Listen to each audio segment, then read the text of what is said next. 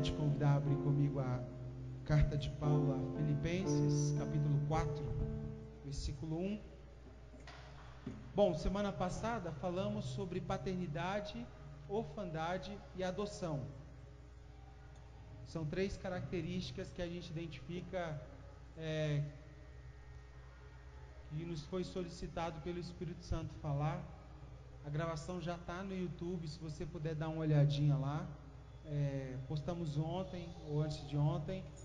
Dá uma olhadinha lá que eu acho que vai ser algo rico. Hoje vamos partilhar sobre alguns ladrões da alegria. E que alegria é essa? O que nós chamamos de alegria, né? Pode haver distorções do entendimento do que de fato é a alegria. Ladrões de alegria. Filipenses 4, a partir do versículo 1. Portanto, meus irmãos, amados e muito saudosos, minha alegria e coroa, sim, amados, permanecei deste modo firmes no Senhor. Rogo a Evódia e rogo a Sintique que pensem concordemente no Senhor. A ti, fiel companheiro de jugo, também peço que as auxilies, pois juntas se esforçaram comigo no Evangelho, também com Clemente e com os demais cooperadores meus, cujos nomes se encontram no livro da vida. Versículo 4.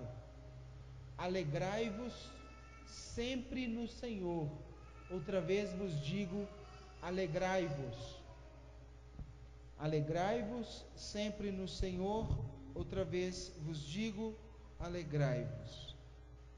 Palavras iniciais. Paulo está em Roma mesmo, e ele está preso em Roma. Aqui é o caminho derradeiro da vida de Paulo. Daqui ele já vai para ser decapitado. Paulo está preso em Roma por volta de 61 depois de Cristo, e ele escreve uma das cartas mais poderosas do Novo Testamento e para a nossa espiritualidade individual também. Uma das cartas mais maduras que eu acho que Paulo escreve é Efésios, e Filipos é uma igreja qualitativamente muito especial para Paulo. Tem irmãos muito preciosos ali. E Paulo manda essa carta como triunfo da alegria espiritual dele em ver os irmãos ou os seus amigos de jornada caminhando com Jesus, olhando para Jesus. Essa é a alegria de Paulo. Não é a igreja estar cheia, não é o ministério que dá muito dinheiro, não é gravar o CD. A alegria de Paulo era, eles estão andando com Jesus. Uau, muito bom. E ele escreve essa carta, conhecida também como carta de alegria. Só que parece paradoxal, porque ele está preso. E como pode um cidadão preso por pregar o Evangelho de Jesus ainda assim encontrar alegria? Isso é paradoxal para todos nós. Como pode? O que passava? Que tipo de alegria é essa? Né? A unidade e a harmonia entre os irmãos são marcas do zelo de Paulo para com essa igreja. Essa igreja que nasce na cidade de Filipos e começa de forma muito alinhada com a vontade de Cristo. Porém, por ser tão alinhada, ela começa a sofrer perseguições.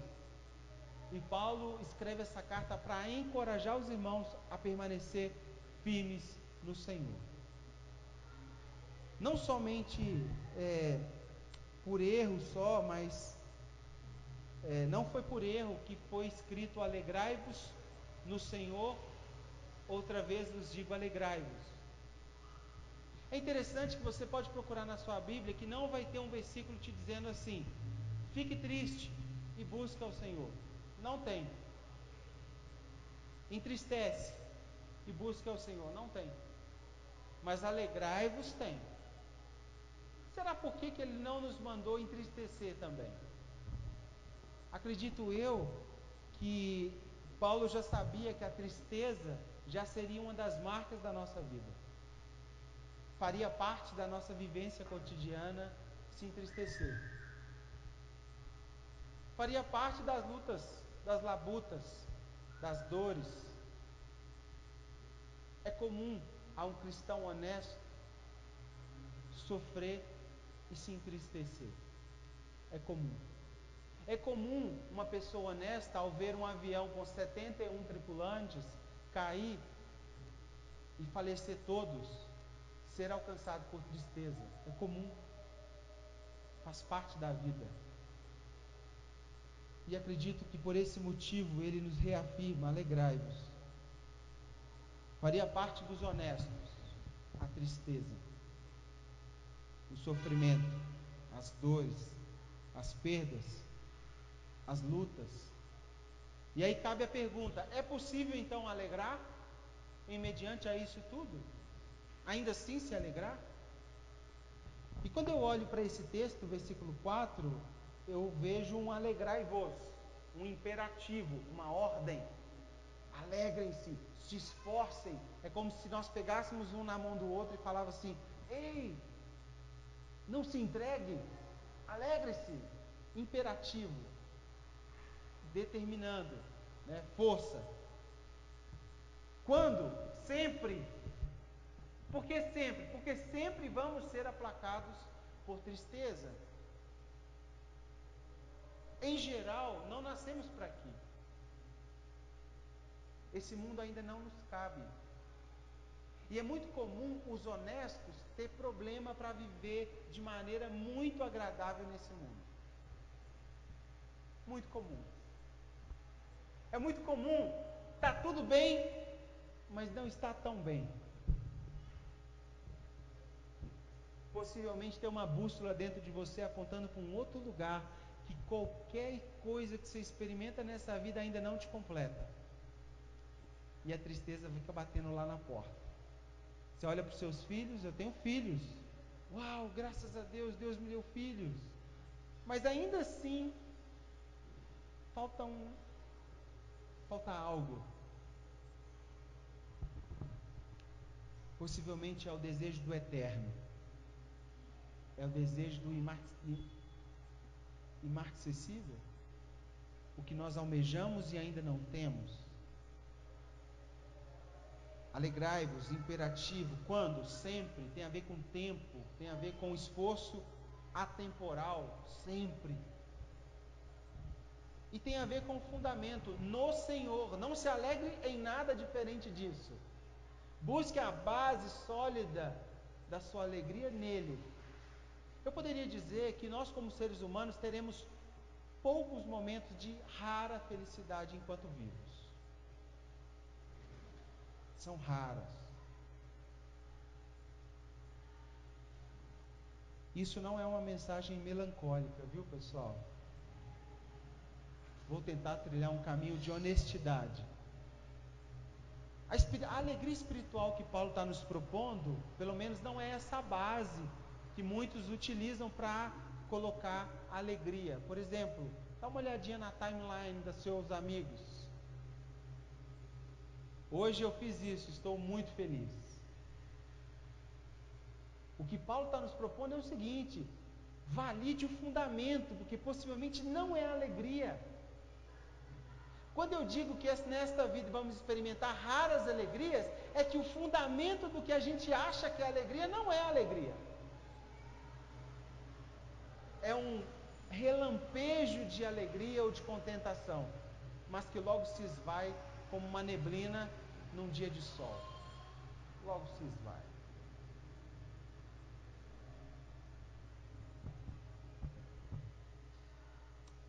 A alegria espiritual que Paulo nos propõe é um estado de espírito que pode sim ser permanente, mas enquanto aqui na terra não totalmente aplacado. Vamos estar sempre buscando e apontando para algo superior. É nítido também que em meio a essas lutas diárias nós temos inimigos contra essa alegria. Existem situações, existem realidades que tiram de nós essa capacidade de encontrar um lugar sólido para colocar os nossos pés e olharmos para o que há de vir, onde realmente está a alegria. Ontem tivemos o privilégio de participar da formatura ali do CTM, onde a Lídia, a Vera e o Ismael e a sua família participaram. Como é bom ver a alegria no rosto deles, aquele fogo nos olhos, aquela paixão por Jesus. Aí no final eu abraçava-os e falava assim: oh Deus, mantenha isso. Porque a vida cotidiana de vida de ministério possivelmente não propõe isso. Não é isso, pastor? É diferente. Lidamos com caos, com dores, com lutas, com dificuldades, com faltas, com cenários adversos, com tempestades. E encarar a vida de maneira honesta, meus irmãos, é muito difícil. Alguns já disseram assim: é porque você sofre muito,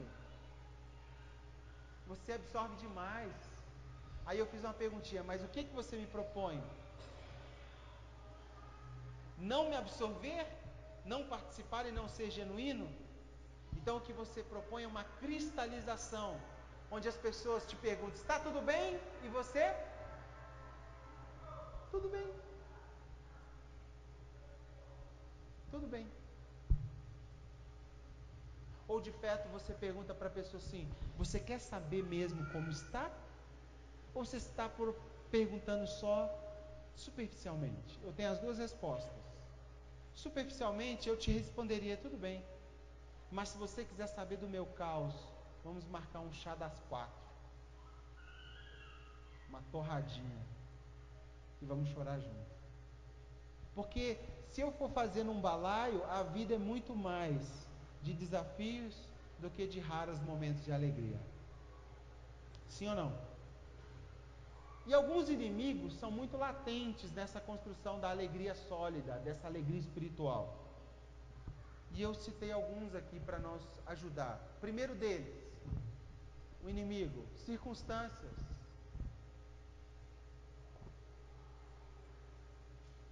Acidentes, enfermidades, divórcio, vestibular que não passou, falência financeira, desemprego, circunstâncias. Gente, isso tem uma habilidade tão profunda de nos capturar a alegria e de alterar nosso humor nos primeiros minutos. E eu me lembrei do profeta Abacuque. No início da sua jornada, Abacuque começa o livro totalmente desesperado. A palavra desesperado significa sem esperança. E Abacuque está desesperado por causa das circunstâncias que os seus olhos veem. Judá seria invadida pelo exército babilônico e iam matar todo mundo. E lá no final do livro, Deus o convida novamente a um novo lugar, para olhar de uma perspectiva que vai além das circunstâncias. Lembra da oração dele? Ainda que a figueira não floresça, que não haja fruto na vide, o fruto da oliveira minta, nos campos onde eu plantei não hajam mais alimento, os pastos, meus animais sejam todos capturados, eu, todavia, me alegrarei no Senhor. E o primeiro inimigo muito latente da nossa alegria é as circunstâncias.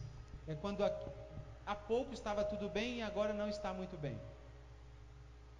E nós somos convidados a tomar uma decisão. A partir de que vamos olhar?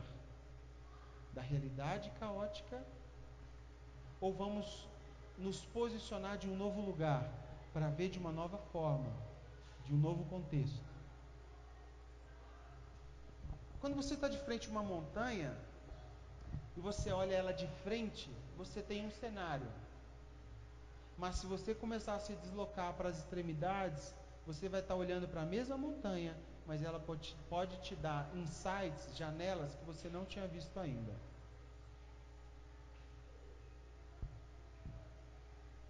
Normalmente, a tempestade que nos empurra para fora do ninho, nos tira do lugar cômodo, as circunstâncias que nos advêm, possivelmente, são as que nos ensinam a voar.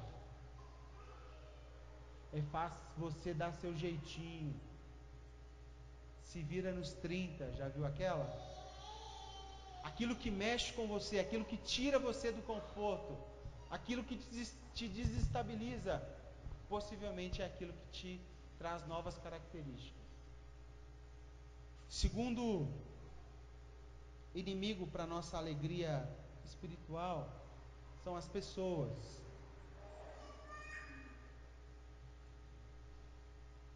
Queridos, relacionar não é fácil.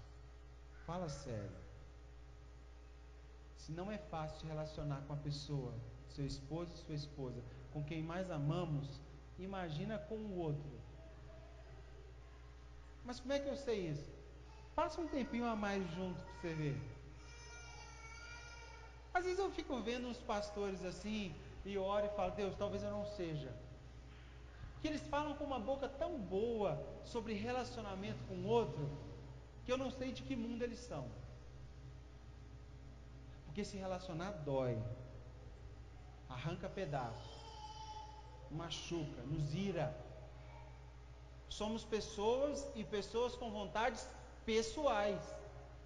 E normalmente só está tudo bem quando está sendo feito o que eu quero.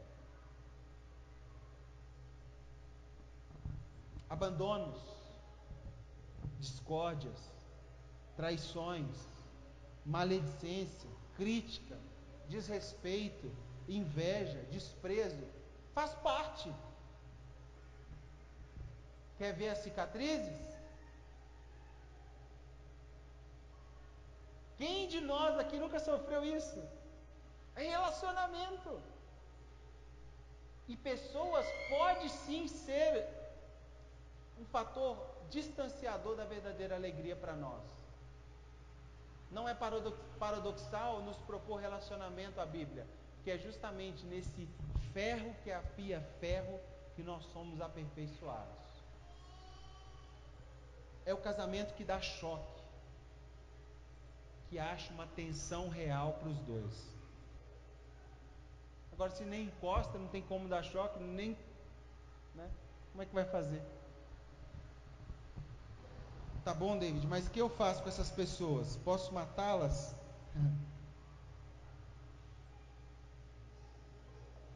Bom, Jesus também sofreu com esse negócio chamado pessoas. E pessoas, vai custar caro o que eu vou te dizer agora, e está custando muito caro também, e creio que para todos nós. Perdoamos. Pessoas nós perdoamos. Pessoas nós damos a outra face e continuamos sofrendo. Pessoas colocamos o nosso rabinho e damos o nosso direito, perdemos o nosso direito. O mais maduro perde o seu direito.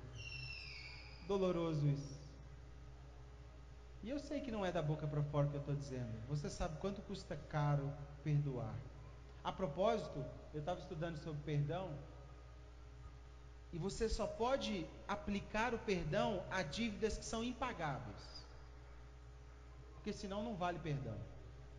Você só aplica perdão quando o dano é irreparável. Quando a pessoa tem que reconhecer na sua frente assim, eu não tenho como solucionar isso, aí sim cabe perdão. Se ainda tem como a pessoa solucionar, não precisa. Refaça o caminho que vai dar certo.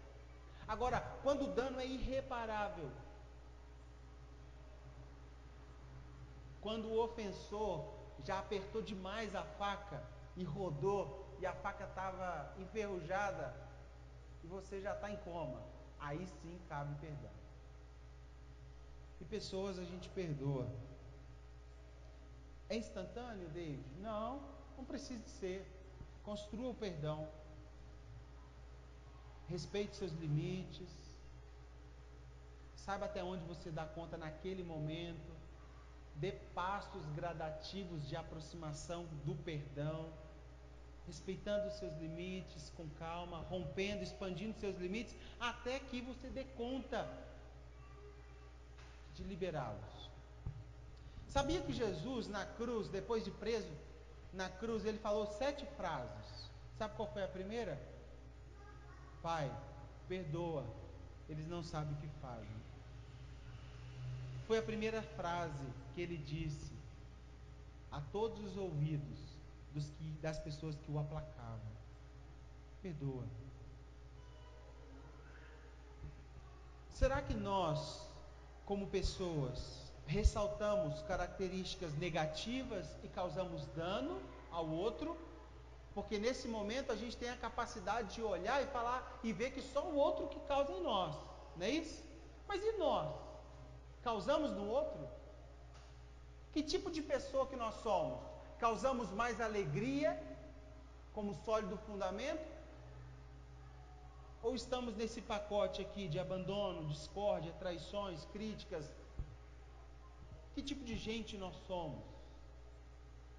Porque pessoas pode ser um agregador, um fator positivo, ou pode ser negativo. Terceiro desafio, característica que pode roubar nossa alegria, são as coisas. Vivemos num mundo onde tudo está sendo coisificado, inclusive as pessoas. Você não é mais pessoa, você é coisa. Aquela coisa. Vivemos em uma sociedade materialista, onde o ter se tornou terapêutico, sim ou não? Fiz uma pesquisa ontem, pesquisa revela que 36% dos consumidores fazem compras para aliviar o estresse.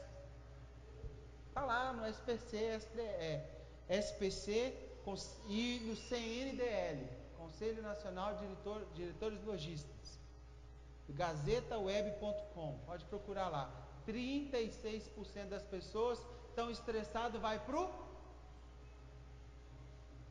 shopping.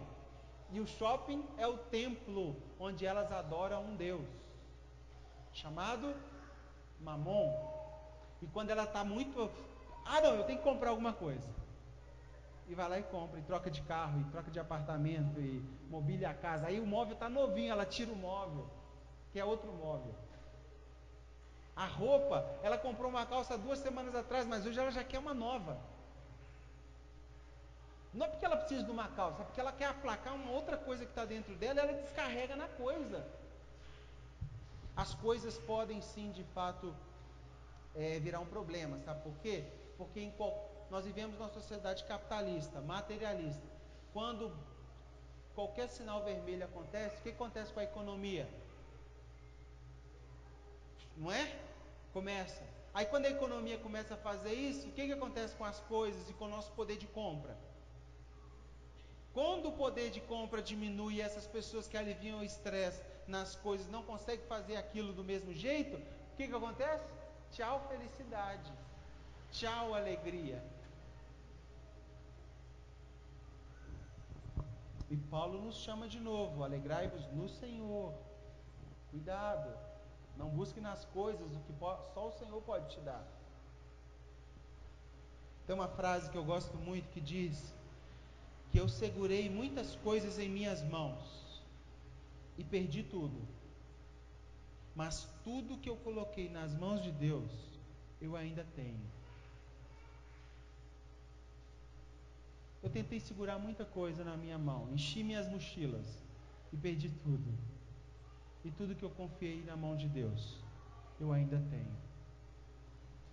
Cuidado com as coisas. Cuidado com o sentimento que lateja dentro de você assim: compre, pergunte o porquê, o para quê, e se você realmente precisa. Porque pode ser que a falta de alegria plena está te empurrando para esse lugar da coisificação do mundo. Quarto inimigo que eu tenho percebido pode nos aplacar e roubar nossa alegria como firme fundamento é a ansiedade. Fala comigo: ansiedade. Alguém está livre? Pesquisa de ontem à noite. Venda de antidepressivos no Brasil cresce 2 dígitos, 11,6%. Significa 53,3 milhões de caixas de medicamento consumido no Brasil de setembro de 2014 a outubro de 2015. Matéria do site Globo.com. Passou essa semana sobre o clonazepam. Clonazepam é o Rivotril, né? O clonazepam, numa cidade de 4 mil habitantes, 78% desses 4 mil estão medicados com o clonazepam. Interior de Minas. Cidade pacata, não tem nada. Na hora, pessoal, veio assim no meu coração. É uma parada espiritual desse lugar, não é possível. É muita gente depressiva ao mesmo tempo, num mesmo lugar, numa mesma cidade. Quem dera nós pudéssemos chegar lá e... Ei, acabou isso. Virou um comércio. Vendendo clonazepam sem receita no mercado negro. Abre lá a internet e você vai achar. Normalmente custa R$18, R$20. No mercado paralelo custa 120, sem receita. Perguntinha, pessoal. Você acha que tem alguém ficando feliz com esse número de pessoas depressivas? Tem alguém ficando muito alegre. E a gente sabe quem é. A perspectiva do medicamento é o apoio para uma sanidade, para uma saúde, não para uma dependência. A ideia de se utilizar a droga é para ajudar o nosso biológico a se recuperar integralmente e recuperar a condição de vida, não nos tornar dependentes. Mas a pergunta que eu tenho que fazer não é se eu devo acabar com esse remédio, é o que está levando as pessoas a tomar um remédio. E eu acredito que isso é a ansiedade. Os psicólogos estão lotados, certo? A pessoa paga R$200, 180, 120 para conversar com um psicólogo que não tem afinidade com ela, e o psicólogo fala assim, pode falar. E a pessoa fala 45, 50 minutos. E se ele não for um bom psicólogo, ele vai ficar tomando seu dinheiro para que você só fale. Falar é terapêutico, isso é muito bom. Mas será que é só isso? Mas as pessoas hoje, você fala bom dia, elas têm necessidade de expor suas ansiedades. Por quê? Estamos altamente ansiosos. A grande estratégia do inimigo é nos manter acelerados demais, com a ótica só no que há de vir, pejorativamente, né? Ou então atrasados demais, ligados apenas no nosso passado, naquilo que eu já cometi, naquilo que eu já fiz, para que você não viva o presente. Porque se você não viver bem o presente, pode ser que ele seja, o seu futuro vai ser a repetição do seu passado. E aí você não experimenta nada novo. Você vive em círculo. Futuro, passado, futuro, passado. Quando Paulo trabalha a perspectiva da ansiedade, ele fala assim, olha, não andeis ansiosos, né? A ansiedade ali, a palavra ansiedade significa não seja dividido em partes. É como se eu pudesse pegar você e fatiar você em pedaços. Isso é estar ansioso. Você não consegue estar inteiro em nada. Já viu pessoas assim? Você fala assim, bom dia. Aí você quer conversar com essa pessoa, só que a pessoa não está ali. A mente dela está lá, está não sei o que, está lá, está lá, está lá. E você não consegue achar a pessoa. Cadê essa pessoa? Ela não tá, parece que ela não está aí. Por quê? Porque ela é ansiosa, ela está dividida. Existe uma solução para a ansiedade? Existe. Um exercício. não andeis ansiosos por coisa alguma. Antes, faça conhecida diante de Deus todas as suas aflições. O problema é que a gente confia demais no nosso braço, né, pessoal? A gente confia demais na gente. Aí a gente fica ansioso porque a gente não dá conta de resolver o problema, em vez de confiar na mão daquele que pode resolver. Não é ficar fazendo sem fazer nada. Não, é ter ações, mas amparadas pelo respaldo dele. E o último inimigo da nossa alma, da nossa alegria, é o passado. Quantas pessoas você vai conversar e elas não conseguem avançar do estágio que estão por estar demasiadamente presas no seu passado? É grave isso. É muita. Feridas que não cicatrizam nunca. Sabe a pessoa de diabetes? Tem diabetes? Tem dificuldade de cicatrização, não é isso? Tem que fazer vários procedimentos, etc. É isso. Só que é na alma. Palavras malditas, faladas até por pessoas que nos amamos e que possivelmente deveriam nos amar. Só que fica lá essa palavra. E aí você não sabe por que você não consegue se alegrar. Mas por quê? O fundamento disso tem coisa do seu passado lá. Pode procurar que tem coisa lá. Semana passada falamos das características de uma pessoa sem pai, né? A síndrome da orfandade. É uma pessoa insegura. Ela tem dificuldade de avançar, de ter coragem de fazer coisas, de mudar drasticamente. Ela fica insegura com mais facilidade. Ela não confia numa provisão. Por quê? Porque ela nunca teve o que provém. E uma pessoa que vive demasiadamente presa no seu passado, ela não consegue ter uma perspectiva de felicidade, de alegria no sólido fundamento. Porque o passado está sempre falando na cabeça dela. É uma estratégia antiga, mas muito eficaz de Satanás. Lembre-se do seu passado. Paulo nos convida também em Filipenses 3,13. Olha que interessante a figura que Paulo usa. Filipenses 3,13.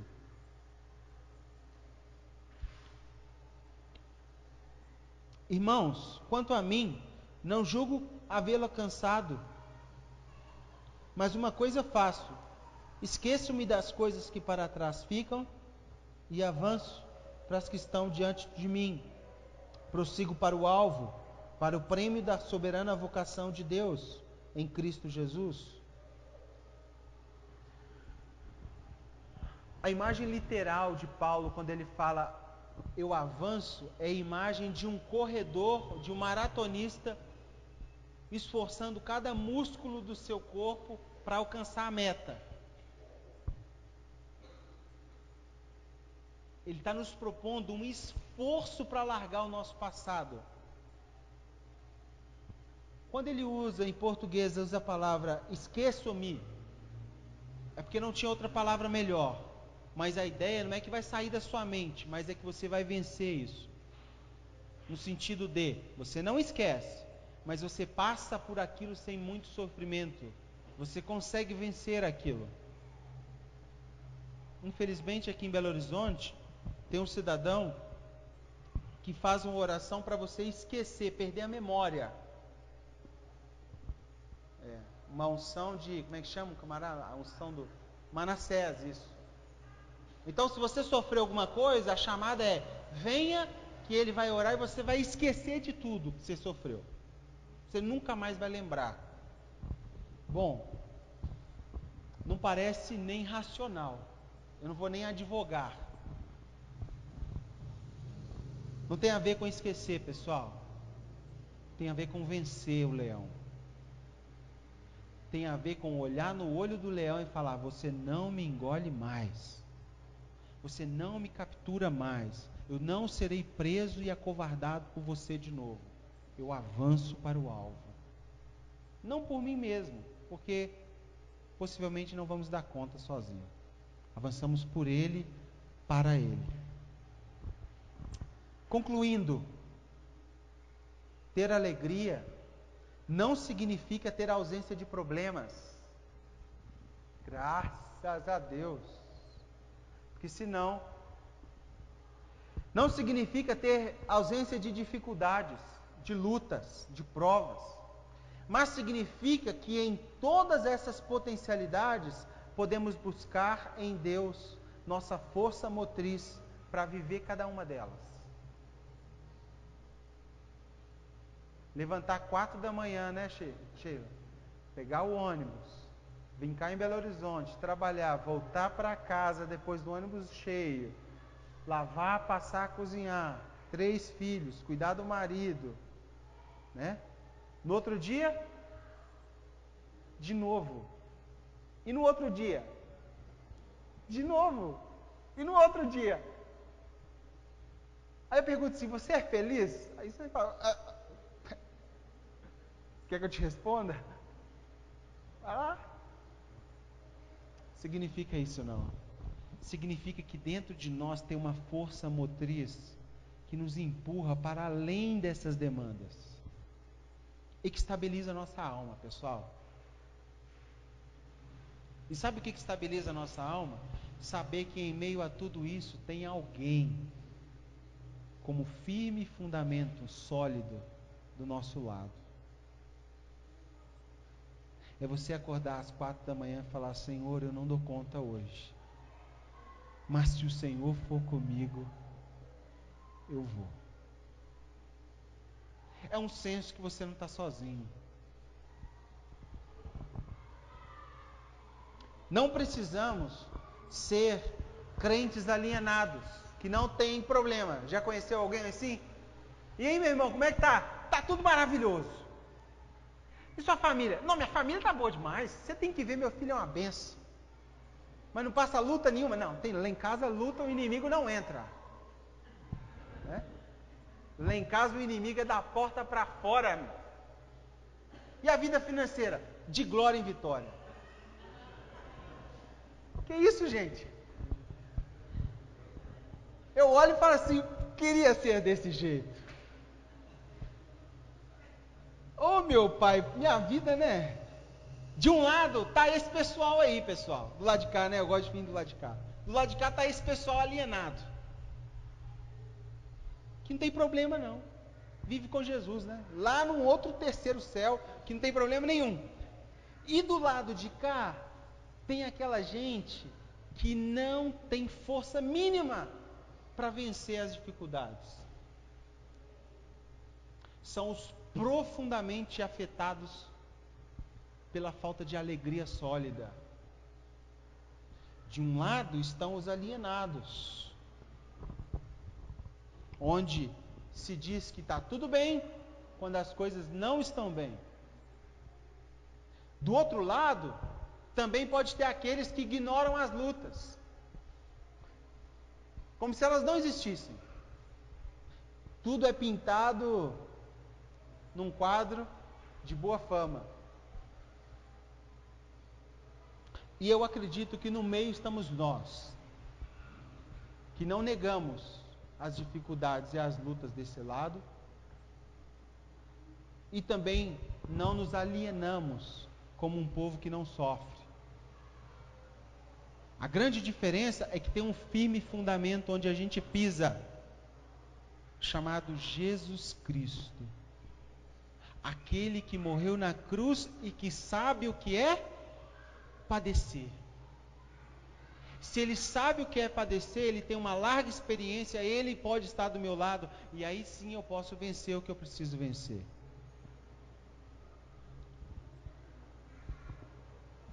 Precisamos ser pessoas que sabem em quem tem crido. Se a pessoa te perguntar, está tudo bem? Com a graça de Deus. Mas está tudo perfeitinho? Não. Você não tem ideia, meu amigo. Se eu começar a te contar, debaixo de um pé de amora, você chora. Mas tem um detalhe. Eu sei em quem eu tenho crido. Eu sei aonde meus pés estão. Eu sei o alicerce que fundamenta quem sou. E eu sei que na noite fria da alma eu posso levantar e dizer: eu sei que o meu Redentor vive, governa, hoje e para todo sempre. Eu sei. E é por isso que eu mantenho meus pés aqui.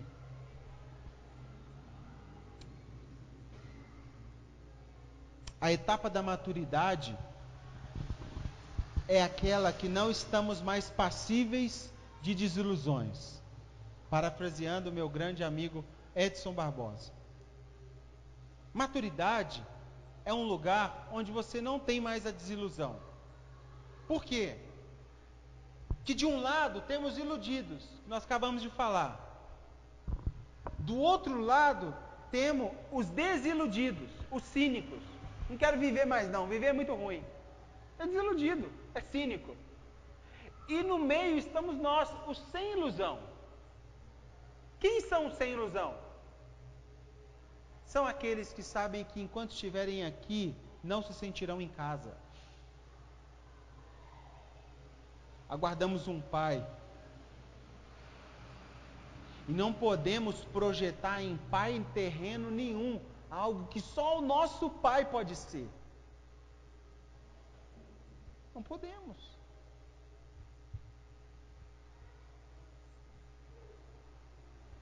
Antídotos contra os ladrões. Primeiro deles, volte a sonhar. Está sendo afetado por muita tristeza? Injete um pouquinho de sonho. Você vai ver como faz bem. O povo de Israel estava oprimido e mediante a novas ameaças, eles ficam sabendo do novo imperador Ciro, e Ciro acha uma carta escrita há muitos anos antes dele nascer, com o nome dele, instruindo esse rei Ciro, esse imperador, a libertar todo o povo de Israel, que estava cativo. E quando essa notícia é comunicada ao povo, eles escrevem um salmo, Salmo 126. Quando o Senhor restaurou a sorte de Sião, ficamos como quem sonha.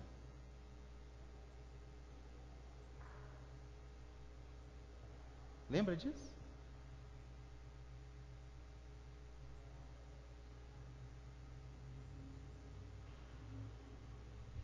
Então a nossa boca se encheu de riso, e a nossa língua de alegria. Então entre as nações se dizia: grandes coisas o Senhor tem feito por eles. Com efeito, grandes coisas fez o Senhor por nós, e por isso nós estamos alegres. Restaura, Senhor, a nossa sorte, como as torrentes do Neguebe. Os que com lágrimas semeiam, com alegria ceifarão. Quem sai andando e chorando enquanto semeia, voltará com júbilo, trazendo seus feixes com alegria. Pode semear em lágrima, mas creia que você pode voltar colhendo com alegria, porque Ele é o dono. Segundo antídoto, manifeste gratidão sobre tudo, não por tudo. 1 Tessalonicenses 5,18. Olha o que fala o texto. 1 Tessalonicenses 5,18.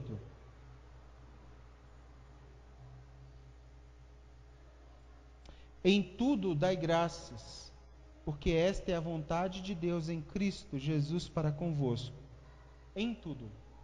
Gente, é em tudo, não por tudo. Seu filho está doente, graças a Deus. Não, está doido.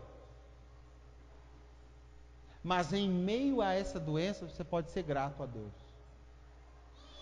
Veio a enfermidade, graças a Deus pela enfermidade? Não, não é por, é em. Você pode não ser grato pelo que veio, mas ser grato por ter a oportunidade de viver aquilo com o próprio Deus. Então, em tudo, dai graças. Em tudo, não por tudo. Infelizmente, tem pessoas fatalistas que acham que interpretam esse texto dizendo que tudo que veio foi vontade de Deus. Toda vez que formos tentados a colocar na conta de Deus algo como Ele fez, temos que analisar a pessoa dele, a história dele, o caráter dele, se tem a ver com Ele. Teve gente colocando na conta de Deus a queda desse avião e a morte de 71 pessoas. Foi da vontade de Deus. Quase que eu pulei lá no meio da rua, mas você está louco. É claro que Deus não quis. Mas Ele é soberano. Sim, Ele é soberano sobre tudo.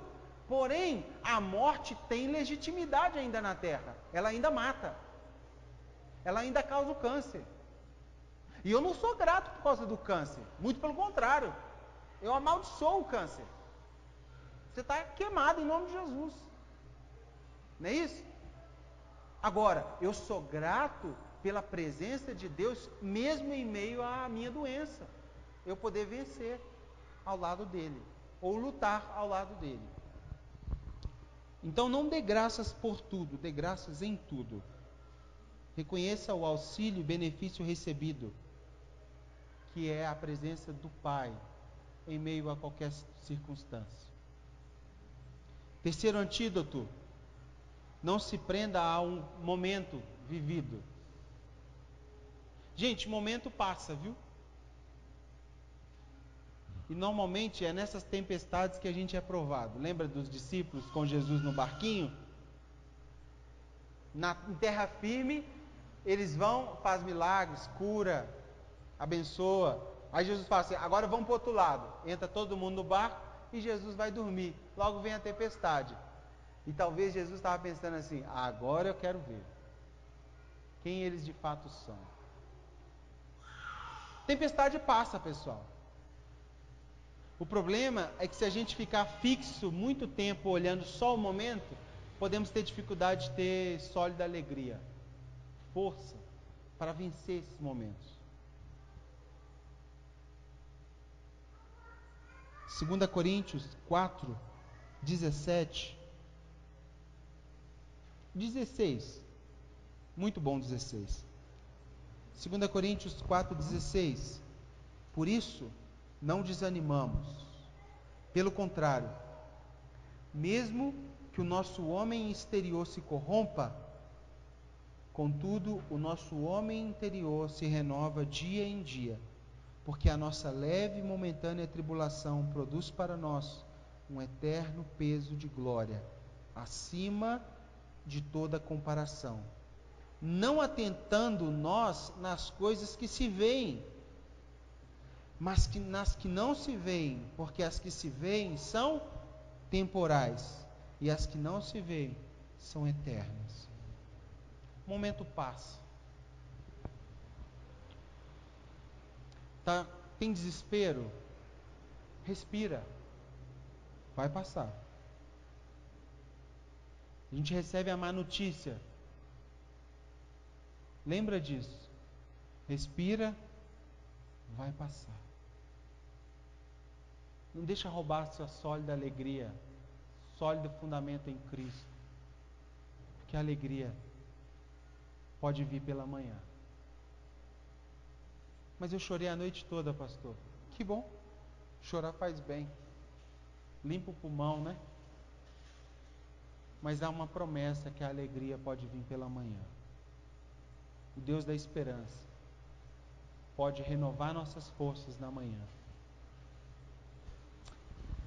Quarto antídoto: eleve a sua visão.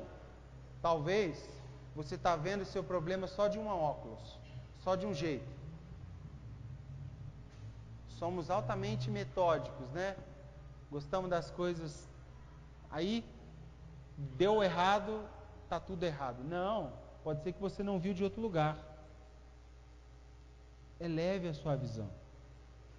Talvez o que é sofrimento para você hoje é glória, é peso eterno quando você chegar diante de Deus.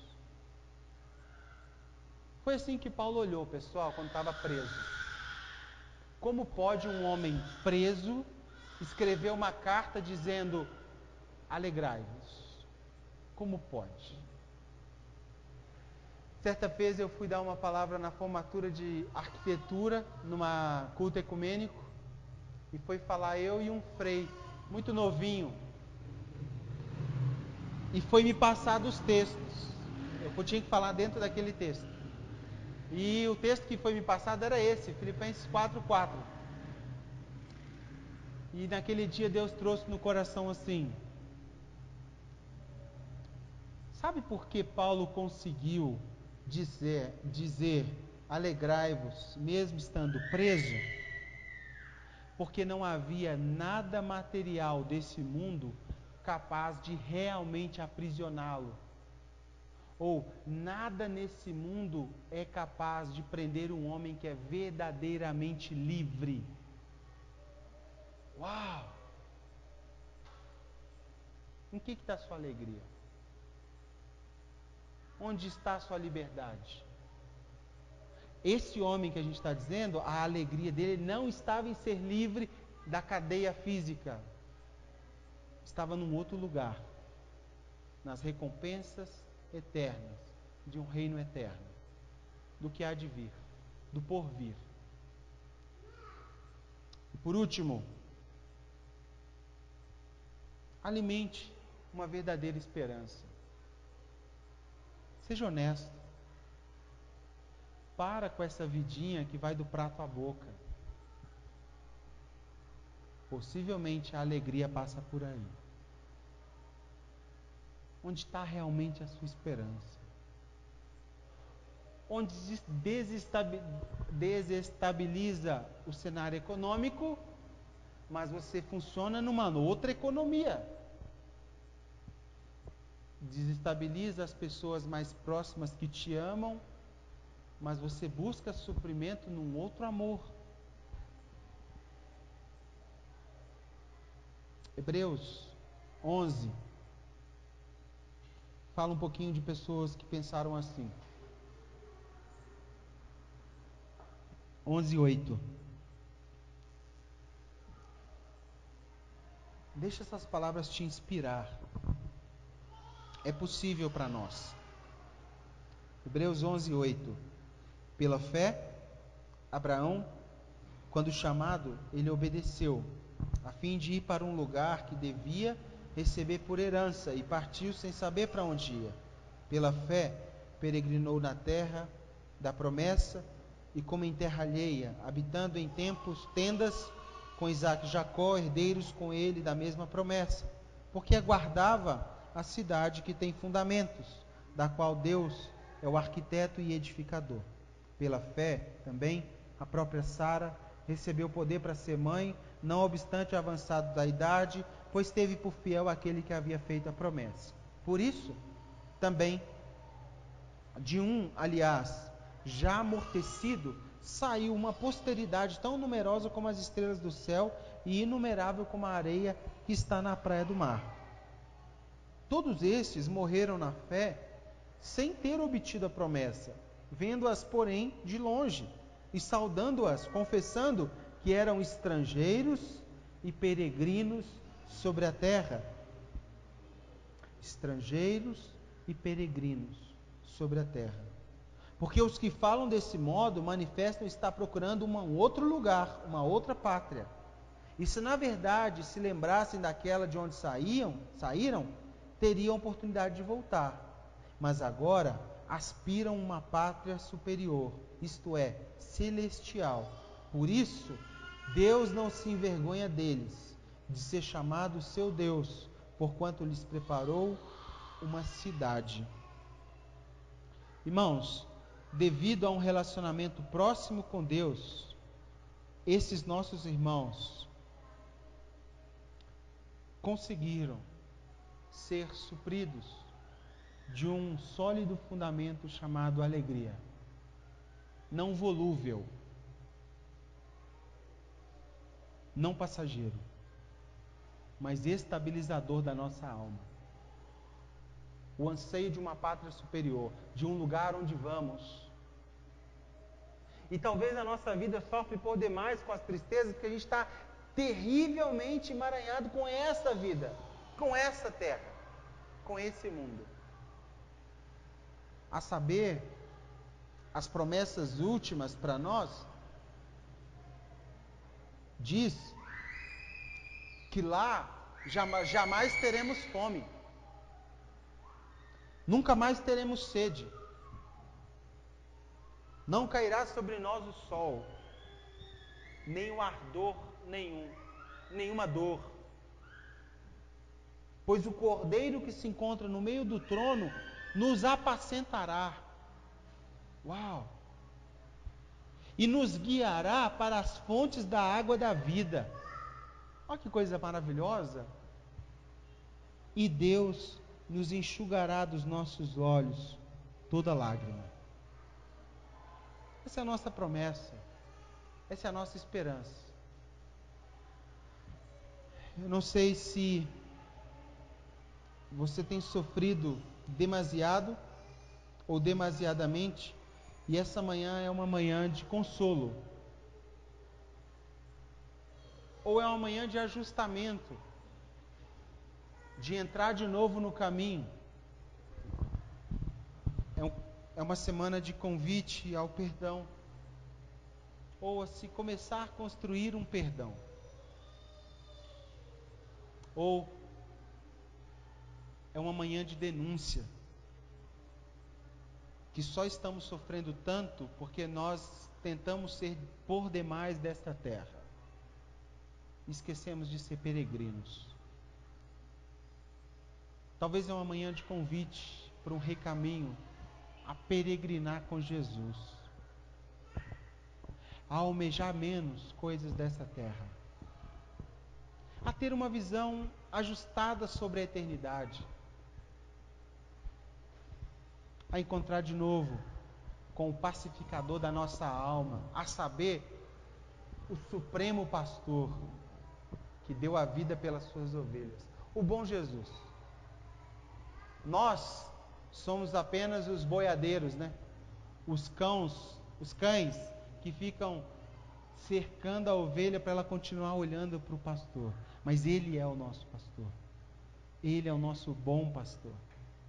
E é só Ele que pode nos nutrir com uma felicidade plena, satisfatória. Porque Ele não muda. Ele é imutável. Queria te convidar a erguer baixar sua cabeça e orarmos.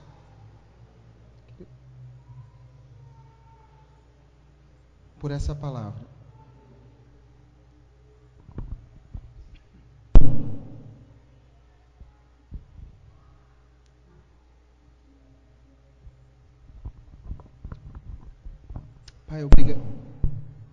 Pai, obrigado, Deus. Obrigado porque no Senhor podemos encontrar essa alegria real, não ilusória, não utópica, mas real. Como cantamos aqui essa manhã, Senhor, queremos provar dessa Tua glória, dessa Tua bondade. Queremos trilhar esse caminho, oh Deus, onde vivemos uma vida real, onde sofre, onde perdemos, onde nos encolhemos, mas uma vida que de fato aponta para um sólido fundamento chamado Jesus Cristo, e um testemunho do Espírito que estava disponível inclusive para sofrer com Paulo naquela cadeia. Na verdade, Senhor, nós não oramos para que o Senhor nos poupe do mal. Se o Senhor puder nos livrar, sim, é a nossa oração. Mas se o mal vier até nós, nós oramos para que o Senhor esteja conosco. O Senhor nos livre do mal. Mas se o mal chegar à nossa tenda, que a Tua presença esteja lá. Se a fome chegar na nossa casa, que a sua presença esteja lá. Se as facadas nas costas acontecerem, que o Senhor seja o bálsamo das nossas feridas.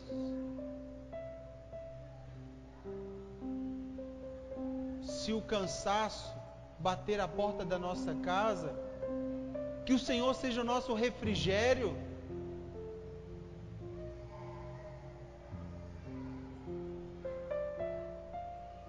Que a sua presença, Pai, ela estabiliza a nossa alma.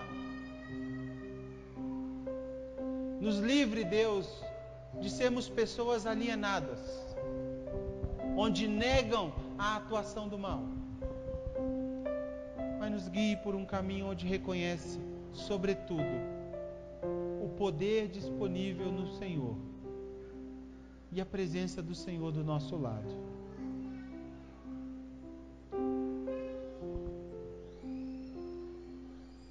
Senhor, eu peço que o Senhor sonde cada coração aqui essa manhã.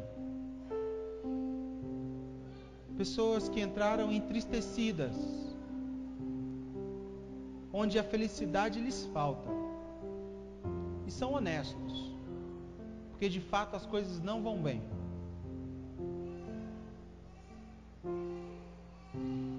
Pedimos a tua atuação, Espírito Santo.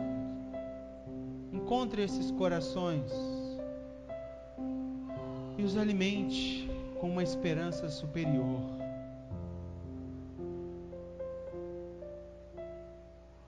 Pai, eu oro também por uma fidelidade no caminho do Senhor, no caminho que te conhece.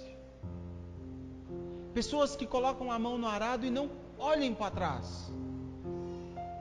Pessoas que são constantes, são fiéis, são legítimas, são peregrinos sobre a terra. Ah, Jesus, faz isso com a gente. Nos torne peregrinos.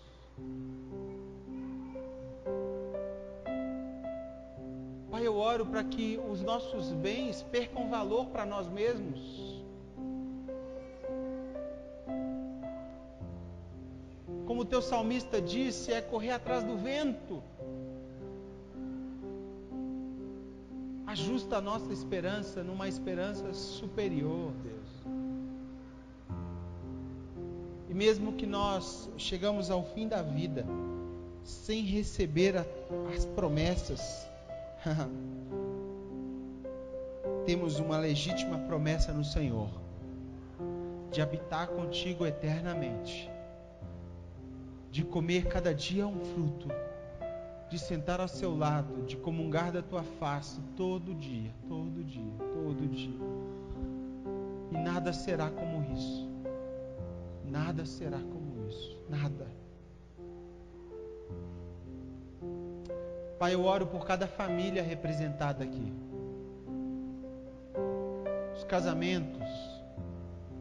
Essa estrutura que o Senhor mesmo sonhou. Para manifestar quem o Senhor é. Seja o sólido fundamento, Pai. Oramos pelas crianças dessa comunidade. Deus, nos preocupa tanto pensar no amanhã, ficamos ansiosos pelos nossos filhos, mas confiamos em Ti.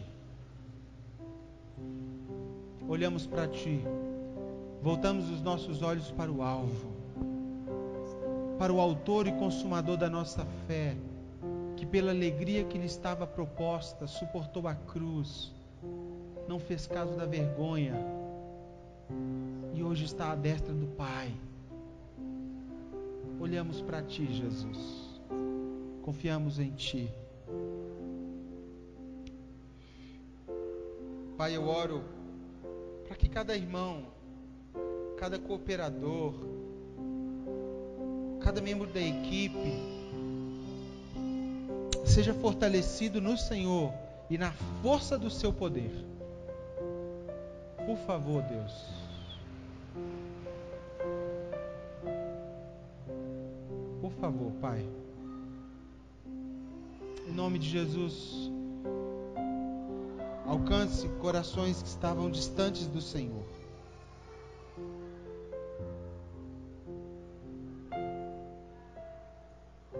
Aqueça de novo um lugar de suprimento aos que estão com fome. Seja o caminho, seja a verdade, seja a vida. E que nós não encontremos nada dessas características neste mundo, somente no Senhor.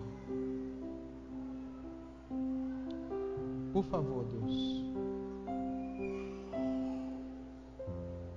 Oramos e te damos graças por ter nos encontrado e nos trago até aqui. Até aqui, de fato, o Senhor tem nos ajudado. Obrigado, Jesus. Obrigado por essa manhã. Obrigado pela tua obra sobre nós e através de nós. Continue a nos construir a sua imagem e semelhança. Firme os nossos pés contigo, porque queremos ir muito longe, até o grande dia. Em nome do Cristo, em nome de Jesus. Amém? Queridos,